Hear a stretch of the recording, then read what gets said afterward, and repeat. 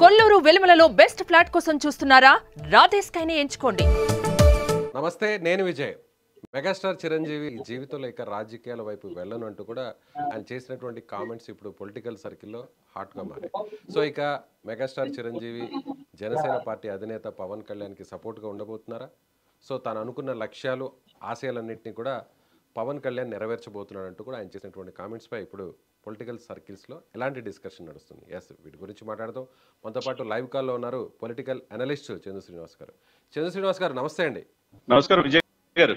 చందు శ్రీనివాస్ గారు, మీరు పదే పదే చెప్పారు మెగాస్టార్ గారికి ఒక పెద్ద పదవి రాబోతుంది, రాష్ట్రపతి పదవి, లేదంటే ఉపరాష్ట్రపతి, లేదంటే కేంద్ర మంత్రి, ఇలా రకరకాలుగా ఊహాగానాలన్నీ కూడా నడిచాయి. సో ఇప్పుడు ఫైనల్గా దీనికి ఫుల్ స్టాప్ పెట్టేశారు మెగాస్టార్ చిరంజీవి. ఏమంటారు?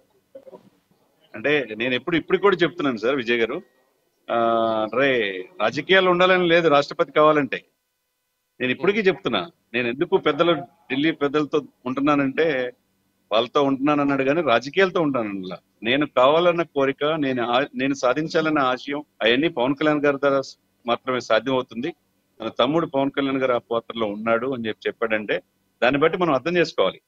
సచిన్ టెండూల్కర్ ఏ హోదాలో ఉన్నాడు, ఏ పార్టీకి సంబంధం లేదు కదా. అట్లే కొంతమంది పార్టీకి సంబంధం లేకపోయినా ఈ సమాజంలో ఆయన క్రికెట్ లో ఒక లెజెండ్ గా ఉన్నాడు కాబట్టి, గాడ్ గా ఉన్నాడు కాబట్టి, క్రికెట్ కి ఎట్లయితే గాడ్ ఫాదర్ అంటారు, సచిన్ అంటారు, అదేవిధంగా సినిమా ఇండస్ట్రీకి పెద్ద దిక్కుగా ఉన్నాడు కాబట్టి ఆ రంగంలో, ఆ కళల రంగంలో ఆయన్ని తీసుకొని రాష్ట్రపతి చేసినా మీరు ఆశ్చర్యపడాల్సిన అవసరం లేదు. ఎందుకు ఢిల్లీ పెద్దల్లో ఎప్పుడు లేని విధంగా ఎందుకు ఇప్పుడే ఢిల్లీలో పలు దఫాలుగా ఆయన్నే పిలుస్తున్నారు, ఆయనే దగ్గర తీసిపోయి వాళ్ళ తమ్ముడు రాజకీయాల్లో ఇప్పుడు దక్షిణ భారతదేశంలో ఈ రోజు వెళ్ళి దాదాపు ఈ రోజు రేపు 3 రోజులు పుణ్యక్షేత్రాలు సందర్శిస్తా హిందూ సనాతన ధర్మ పరిరక్షణ కోసం ఆయన పాటు పడుతున్నాడు. అదేవిధంగా వీళ్ళ అన్న ఈ రైతులు ఎప్పుడైతే ఆంధ్రప్రదేశ్ ప్రభుత్వం, కొత్త ప్రభుత్వం ఏర్పడటానికి కూటమి ఆ రోజు మోదీ గారు లేపారు, వీళ్ళిద్దరూ దేశానికి, చిరంజీవి గారు కావచ్చు, పవన్ కళ్యాణ్ గారు కావచ్చు, ఈ దేశానికి అవసరం అనేది ఆ రోజు సంకేతాలు అందించారు. ఆ తర్వాత క్రమంలో ఈ రోజు ఎప్పుడు లేని విధంగా కిషన్ రెడ్డి గారి ఇంట్లో ఆ రోజు సంక్రాంతి వేడుకల్లో ఈ దేశ చలనచిత్ర చరిత్రలో అనేక మంది హిందీ వాళ్ళు ఉంటారు, మరాఠీ వాళ్ళు ఉంటారు, గుజరాత్ ఉంటారు. మరి చిరంజీవి గారిని ఎందుకు పిలిచినట్టు, చిరంజీవి గారికి అంత సంక్రాంతి వేడుకలు అంటే తెలుగు వారికి సంబంధించినటువంటి పండుగ కాబట్టి తెలుగు పరిశ్రమలో పెద్ద వ్యక్తిగా ఉన్నటువంటి చిరంజీవి గారిని పిలిచారని అనుకోవచ్చు కదా. అలాగే ఆ ఆడియో ఫంక్షన్లో చిరంజీవి గారు చాలా స్పష్టంగా చెప్పడం జరిగింది. ఏమన్నారంటే ఒక పెద్ద పదవి ఏదో తనకి ఇవ్వబోతున్నారని, పెద్ద నాయకులతో తాను దగ్గరగా ఉన్నానని.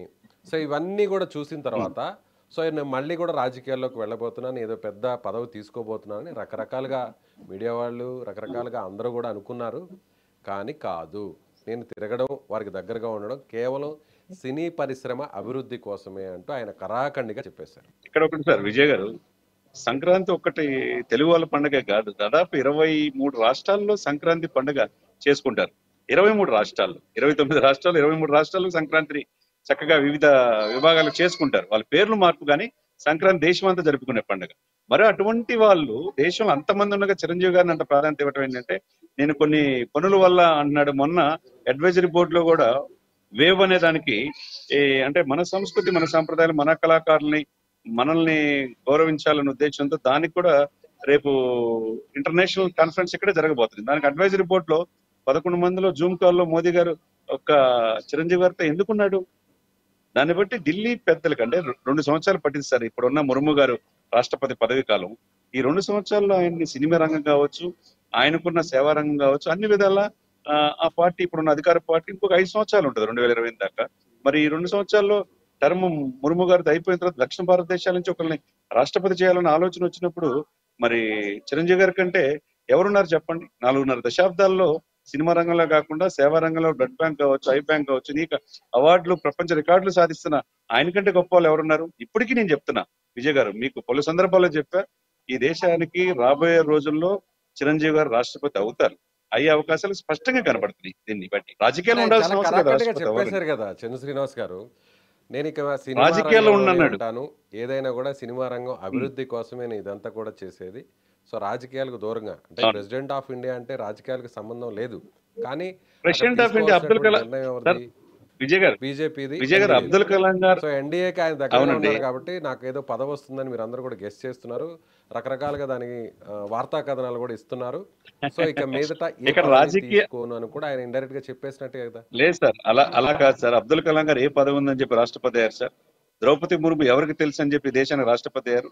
ఇవన్నీ దానికి సంబంధమే లేదు. రాష్ట్రపతి అవడానికి ఆయనకు చేసిన సేవా కార్యక్రమాలు చాలు. ఆయనకంటే ఇప్పుడు భారతరత్న తప్పితే ఇక ఆయనకు రాని పద్మవిభూషణ్, దేశంలో అత్యున్నతమైన అవార్డు పొందాడు. అనేక వాటిలో ప్రపంచవ్యాప్తంగా తెలుగు వాళ్ళకి మెగాస్టార్ చిరంజీవి గారు తెలియని వాళ్ళు లేరు. దానికి రాజకీయాలకు ఉండాల్సిన అవసరం లేదు. అంటే నేను కొంతమంది పెద్దలకి ఎందుకు ఉంటున్నానంటే ఢిల్లీ పెద్దలతో అన్నాడు. దాన్ని బట్టి అర్థం చేసుకోవచ్చు. రాబోయే 2 సంవత్సరాలు చేతిలో ఉన్న 3 సినిమాలు, ఇప్పుడున్న 2 సినిమాలు, విశ్వంబర్తో పాటు అనిల్ రావుపూడితో ఒక సినిమా కంప్లీట్ అవ్వచ్చు. ఈ 2 సినిమాల్లో అతను ప్రజలకు ఇంకేక విశేష ఆదరించి ఆ తర్వాత ఆయన ఆ పదవిలో ఢిల్లీ పెద్దల పిలుపు మేరకు వెళ్ళొచ్చు అనేది స్పష్టంగా దీన్ని బట్టి అర్థం చేసుకోవచ్చు అనమాట. సో ఈ విషయంలో మీరు ఎక్కడ కూడా వెనక్కి తగ్గేది లేదు. ఖచ్చితంగా మీకు ఆ క్లారిటీ ఉంది. లేదండి, నేను ఆ రోజు పవన్ కళ్యాణ్ అంటే గారి ఇది మీ విషయంలో దేశ వ్యక్తిగత రాజకీయాల్లో అభిప్రాయమా లేదంటే ఢిల్లీ నుంచి వచ్చిన సోర్సెస్ ద్వారా మీరు చెప్తున్నారు ఈ మాట పదే పదే? మాకున్న సమాచారం చిరంజీవి గారికి ప్రకారం నా ప్రెసిడెంట్ వ్యక్తిగత ఆఫ్ ఇండియా అభిప్రాయం కాదు. ఖచ్చితంగా ఢిల్లీ ఇవ్వబోతున్నారు. ఆయన ఢిల్లీ అందుకు అర్హులని మీరు పదే పెద్దల పదే మెగాస్టార్, చెప్తున్నారు. అవునండి, ఢిల్లీ పెద్దల చూపు మెగాస్టార్ వైపే. దక్షిణ భారతదేశాల్లో ఆ బీజేపీ మరింత ముందుకు వెళ్ళాలని వాళ్ళు ప్రయత్నం చేస్తున్నారు. ఆ విధంగా అందరి వాడిగా కీర్తించబడే చిరంజీవి గారిని రాష్ట్రపతి చేస్తే దక్షిణ భారతదేశంలో ఇక తిరుగు ఉండదు. రైట్ అండి, థ్యాంక్ యూ. సో ఇది పొలిటికల్ అనలిస్ట్ చంద్ర శ్రీనివాస్ గారు చెప్తున్నట్టుగా ఖచ్చితంగా చిరంజీవి గారు రాజకీయాలకు దూరం అవుతున్నప్పటికీ ఆయన చేసినటువంటి ప్రకటన తర్వాత కూడా ఖచ్చితంగా జాతీయ స్థాయిలో, దేశ స్థాయిలో ఒక కీలకమైనటువంటి పదవిని ఇవ్వబోతున్నారు. కళారంగంలో, సినీ రంగంలో ఆయన చేసినటువంటి సేవలు, ఆయనకున్నటువంటి ప్రతిభను ఆధారంగా చేసుకొని ఆయనకు మంచి ఒక కీలకమైనటువంటి పదవిను ఇచ్చే అవకాశం చాలా స్పష్టంగా కనిపిస్తుందని ఆయన చెబుతున్నారు. Thank you so much.